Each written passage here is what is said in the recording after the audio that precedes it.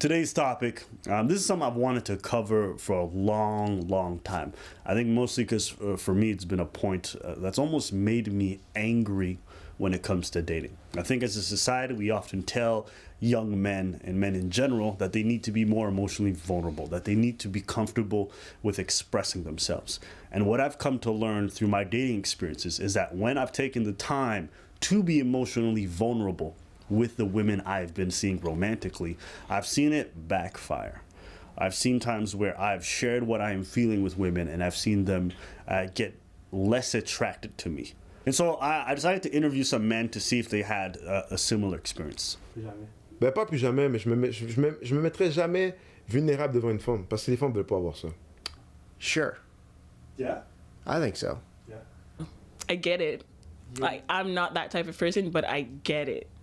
Because oftentimes we don't think we are like this as women, but we have very old school ways of thinking about how men should be. Yes, but I don't want my man to be crying. Yeah. You know, I mean, I cry every 28 days of my cycle. I don't want my man to be crying every 28. With the right people, yeah. Always worth it. Yeah. Even if it ends in heartbreak, the journey is worth it, always. Yes. Yeah. Often.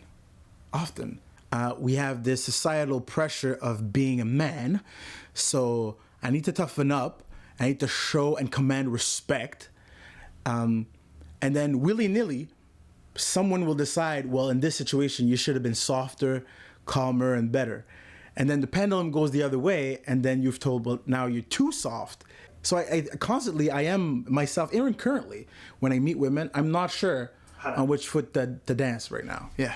Women are being taught to deal with a man's anger, a man's desire, a man's sexuality. We're being taught how to handle those situations, but we're never being taught how to handle a man being sad or a man being hurt or a man being disappointed. So we're used to like men like keeping it together. Well, I think that obviously it's societal conditioning. Okay. So when you have this perception of what a man is supposed to be sacrificing, you use that in our video that we did together on my channel as a collab. But you talked about the sacrifice where men have to sacrifice their time, their bodies, their safety, and a lot of times their emotions. Like they are the rock, the emotional rock of the family. And so a lot of people grew up never seeing their dad cry or their grandfather, whoever was the present male force in their life. And so they associate that with strength, with being a pillar of strength. And so I think when you see a man be vulnerable, even though you acknowledge that it's healthy for them, it also starts to create this seed of doubt in your mind because all that you've been conditioned to believe about masculinity says that this pillar is not supposed to bend, break, or sob. I mean, one of my favorite philosophers says this, that what we often tend to do in relationships is that we use vulnerability at the wrong times.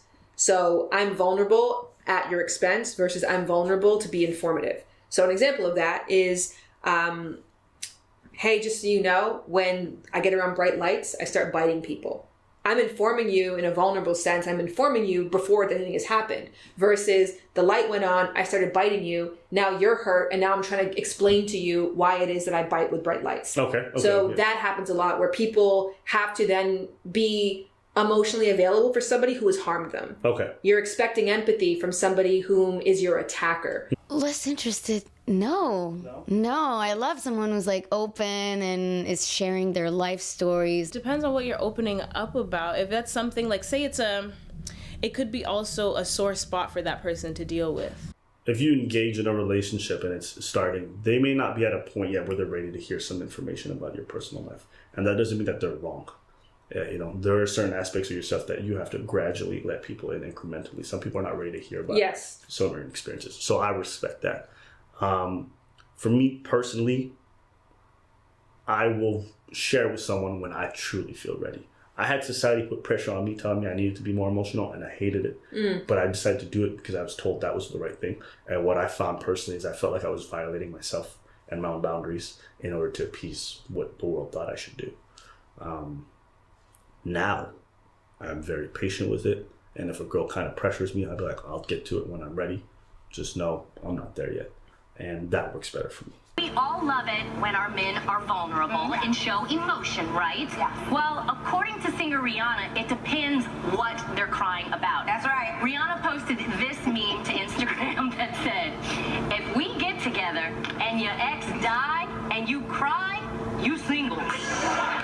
Yes, Rihanna, yes, Rihanna.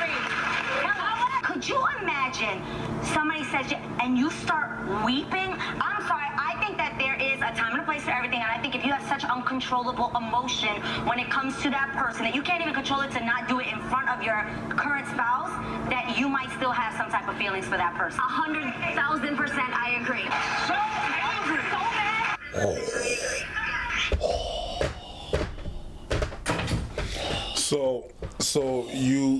Okay, hold on. Hold on.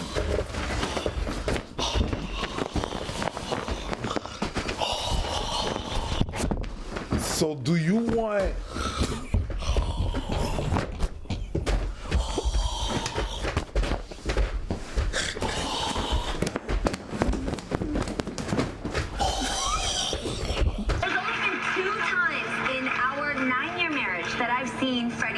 One was the passing of his father, and then the other before that was the day we got married. Oh, yeah. So if I were to see this man next to me cry over another... I've often heard women say, I got to see him cry on her wedding day or this, and it made the woman feel special. Mm-hmm. And sometimes I often feel like men's emotions are almost fetishized. Yes. By women in the sense that, like, oh, he let me see that, I feel special. Yeah. He's only letting me see that. And so what you realize is that there isn't that much space for men's emotions in those relationships. And it's crazy. I see a lot of older couples, and you'll realize in a lot of older couples, the man never speaks. The man rarely says anything, and the woman takes up all the emotional space in the conversation. Am I wrong? No. The women take up all the emotional space, and the guys have just kind of understood that their emotions are secondary, and so they keep it to themselves. I'm not saying this to criticize women. This is like me trying to tackle this issue because I'm trying to understand what I'm going through and what society's telling me and the reality I keep facing and what a lot of men keep facing. And so what you realize is that there isn't that much space for men's emotions in those relationships. It's more so about the woman getting to feel special. And so it almost devalues the male experience. And it perverts it. That's something I've experienced before, for sure. Well, I think it probably would exist on both ends, right? Like, there's going to be times that we all enjoy or delight in someone's pain if it's directed in a way that makes us feel better about ourselves. For example, I went to go see the Joker. And in the Joker, I sat beside a Joker wannabe. And this is a joke now, but I was bawling in the theaters. Because this guy, I live in America, and he had a black backpack that he sat on his lap. He stared at me for the bulk of the film. He said to me at one point, I just want to see how you're going to react to this point. He knew the words to the movie before the words would come out. He sang along to the songs. He would say the punchline before the Joker said the punchline. Wait, you stayed for the whole movie? Because I felt like if I got up, because even my husband was sitting beside me, and Jared was like, do you need me to move? But I'm like, I felt I was responsible for the livelihood of the theater. I felt like if this dude did not feel empathy for me, I felt like if he didn't feel empathy for me and didn't see me cry, that he would blow everybody up. Let me tell you, it was one of those theaters with the reclining chairs. If I sat my chair up, he would sit his chair up. Okay. We just have to take a second to know. I think you were dealing with a psychopath. Yes, for sure. That's not indicative of the male regular experience. Like it's not like if I shed a tear and a girl's like collecting them. I'm like, see, women got problems. Like that's, you dealt with something. No, what I'm saying is, aside from that, though, we get out of the theater. And my partner and then his brother was there as well too. Like, he embraced me, and then he was just like in that moment getting to protect, right? Like getting to be that. So I think that in those moments, and that, oh, she feels safe around me, or like we're having this moment, I think that that's when a woman's emotions is seen as like sexy. Okay, I've never looked at a woman who's vulnerable or in a weakened state that I want to hug. I was like, I just want to make sure she's okay. That's literally, and I never thought like, this is attractive or I feel special right now. It was just like, I want to make sure you're good.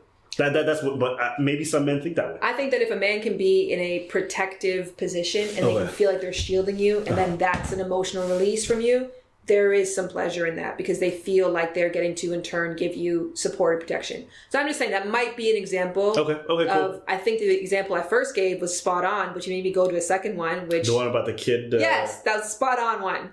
So you repeat that one again? When a child cries because they're going to school and have to be separated from their mother, and as much as you don't want your child to feel sad, there is something pleasurable about their sadness because you know they love you so much. So in that sense, like I said, I guess that's a good example. Yeah, I would concede that. Thank you. Yeah, I'm a reasonable person. It sounds good. I'll say it like I'd come and open myself, but my feelings would be directed in another way. Like I'd feel like my feelings were used to strengthen another argument. That for that reason, I don't open up about my shit, because most people, when they're not gonna have any resources, they're gonna use that against you. I mean, I had one girl I was briefly seeing, and you guys remember this video potentially, but I told her that my father wasn't in my life any longer. I didn't explain to her how, but he just wasn't in my life. And in a heated argument where she was screaming at me and I was being very quiet, at one point she said, "This is why your father walked out on you, because you're nothing in life," not knowing that my father had passed away. And so she said that, and she used my secret against me, and I was just like, oh, okay, cool. I understand what that is. You know what though? Like, it's a double-edged sword, because at the same time, if you want to have, really powerful relationships with people, they have to see you in sometimes the not most positive light. Yeah. And I get what you're doing. You're being selective as to preserve yourself, but in order to be able to be as open and to have the best relationships with people, you have to have that kind of depth. And sometimes I don't need to open up. Sometimes I don't need to say all my secrets. Sometimes I don't have anything to say that's like I'm just gonna say some shit. Like I have these conversations with some of my friends. Like, yeah, I said a lot of shit. Like I open up to you, but you don't never open up about me. I'm like, yo, maybe I don't need it. Yeah. It's not it's not a give me a secret, I give you a secret relationship. It's I'm here. If you need something, I'm here. Yeah. But doesn't mean I have to reciprocate. This is the straight facts. Your life expectancy decreases the less emotional outlets that you have, the less you express yourself, the less outlets you have for healthy expression of stress. In addition, your culpability in the workplace is going to decrease, especially as we have more jobs taken up by robotics, and now the only resource that humans really have left is our ability to work together and our ability to work maybe in very sedentary environments on team-based projects or creative projects. And so your femininity, your vulnerability is integral to your survival in the workplace. Okay. And then on a third basis, it makes for a healthier relationship. Full honesty, there's definitely a time in my life, I'd say 10 years ago, where men have shown, the partners I was with, shown vulnerability, and I thought it was funny, and I didn't think it was masculine, and for me it was a sign of weakness. Now the more I work on myself, then the more that doesn't scare me so much anymore. It's actually strength, because we're part of the patriarchy. We're just as active in it, you know what I mean? I think, and that's it, we're just participating in that too. But then we're like, yes, there's totally the double standard where we're like, hey, show your emotions, and then when they do, we don't know how to deal with it. I think it's true. I think they might be having some backlash and backfires on that, because we do want men to be more vulnerable, but at the same time it's like, ooh, don't be too vulnerable, I don't like this, now I'm not attracted to you. You have to acknowledge that maybe you went too far with it. Sure, yeah, I definitely looked at that possibility. Well, I mean, it's also hard to know what's too far with what person. I feel like if you're starting a sentence of it all began when I was 5. Yeah, no one's going that far. Some people, I think that I can tell you this only from a standpoint of, I look at the abuse people put on me. Abuse is I don't have a better word for it. Yeah. But if you went through my DMs right now, I literally used to have in my info box, please no DMs. Because it is just, I'm a complete stranger on the internet who's not a licensed therapist. People are just bombarding you with their nonsense. Exactly. Not nonsense, but real problems. Okay. Accounts of abuse, accounts of manipulation, and just paragraphs on paragraphs. And I'm like, I'm a stranger. Yeah. And imagine what they're doing in a dating perspective. Exactly. Yeah, I feel you. I get you. Y'all just being cheap. Go get a therapist. And if it's expensive. No, not with services, not a sponsored video, but BetterHelp or Talkspace, you can choose rates. You can actually do it. You can do it by your phone. You can do it by text messaging, which is fairly cheap. There's a lot of very accessible ways to get help in a licensed professional who is paid to and equipped to help you with your problems and issues. I think there's a misconception that men aren't capable of being emotionally vulnerable. I think we quite are. I think those spaces, however, where we are vulnerable are reserved mostly just for men. And I think the big reason for that is that we communicate between each other in a way that's palatable and easier to digest. And I don't think that happens just along gender or sex lines. It also happens along profession, social class, education levels. Like there are certain understandings that you will have if you have a certain shared lived experience. I was in the military before, and the way we communicate amongst military personnel is very different than the way we communicated with civilians. We would have conversations in the military that if a civilian would hear, they would find abhorrent. But you have to understand, your environment shapes you. It shapes your language. And so as a result, the way we talk may seem abhorrent to them, but because we understand what kind of environment we were raised in and shaped in, there isn't that weirdness or that kind of judgmental feel that comes from it. Their language isn't necessarily our language. The same way, the way women communicate amongst each other isn't the same way that men communicate amongst each other. So I think that's why there's this perception that men aren't vulnerable. We are, just not when you guys are around. And I've always thought it odd when people said men are emotional. Actually, scientifically speaking, men are far more emotional than women. We just don't express in the same way, and we are far more, I guess it's almost like it feels more intimate. This is just a theory, a sidebar. I think men treat their emotional sanctity the way a lot of women treat their sexual sanctity. Meaning, if a woman has sex too fast, oftentimes they can feel cheapened. If a man reveals his emotions too fast, oftentimes he'll feel like he cheapened himself. And so I've had times where I've shared before I was ready, and I almost felt like I whored myself out. And so when you aren't ready to go to that place and you're pressured into it, you feel cheap. And as far as the solution goes, I don't know what it is. I just wanted us to kind of start that discussion, to ask ourselves, do we really want men to be emotional? What does that really look like? Are we ready for it? And what are we going to lose if we encourage people to go down that? What is it going to look like for relationships? For people who say they don't want traditional gender roles, but actually still live by them in a lot of ways. These are all kinds of questions that I don't have answers to, but I think we need to pose. And I think like Preach had a really beautiful way of saying what he thought the solution was. What do you think is kind of the solutions to this problem? We got to be able to talk more. The solution is the problem. We're having a problem opening up, but the solution is opening up on both sides. I mean, women need to open up about stuff. Men need to open up about stuff without necessarily judging the other, because sometimes when women open up too much, they're being deemed as crazy. Man, you crazy. No, sometimes they need to open up without being called crazy. And men need to be able to open up without being called weak. There's things that both parties are experiencing, and both parties need to let know on the other side. And you can't always call a woman crazy when she's opening up. You can't always call a man weak when he's opening up. You know what I mean? Conversation. I think that's really well said. I don't think I could say it any better than that. Is there any other points you wanted to add about this conversation about vulnerability? No, I don't open up much. You piece of shit. Piece of shit. So, to add to that, what I would say is, like, men, make sure that you have different avenues to talk about your emotions and whatever you're going through. Not just your romantic partner, but your friends, right?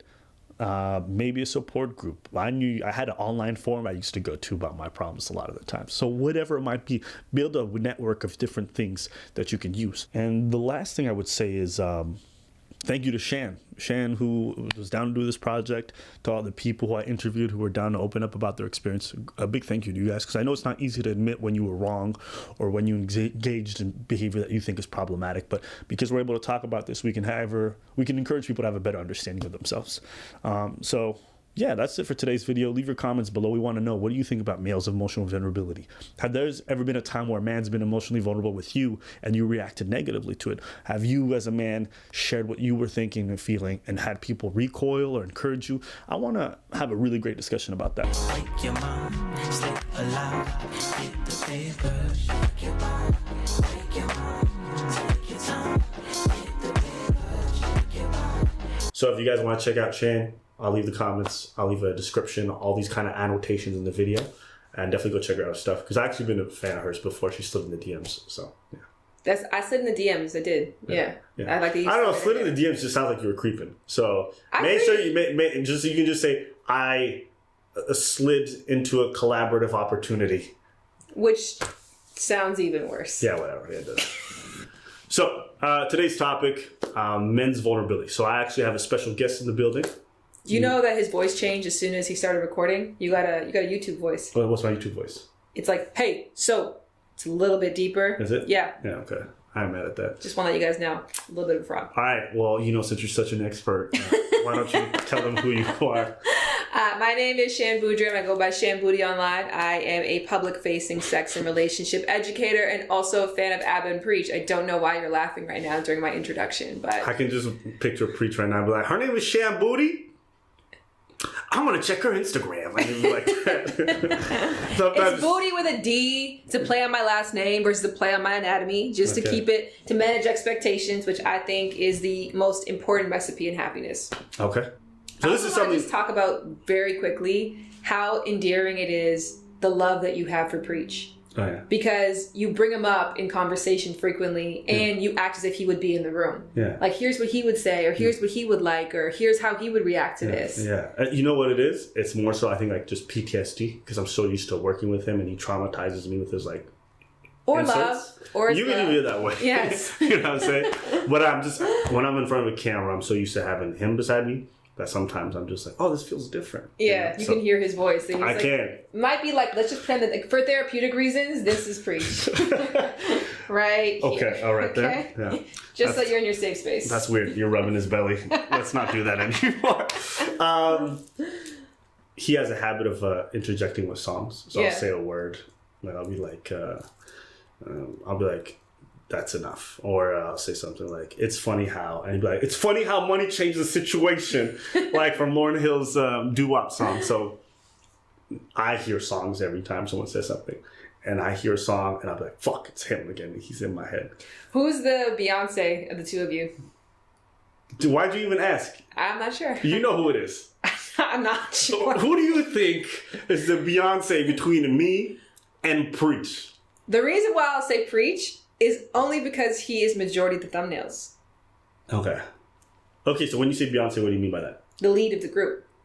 Oh, the lead of the group. Okay. I feel like when I think of Beyonce, I think of bigger personality. Almost like that's what I thought you meant. So he's definitely the bigger personality. I take up far more of the work. Okay. So it's kind You're of the Matthew Knowles of the group. Sure. I don't know who's Matthew Knowles. The dad. The dad? The dad behind the scenes. I'm his dad? I don't know. All right, this is weird. Anyways, let's get back to the top. I'll definitely keep this stuff as bonus.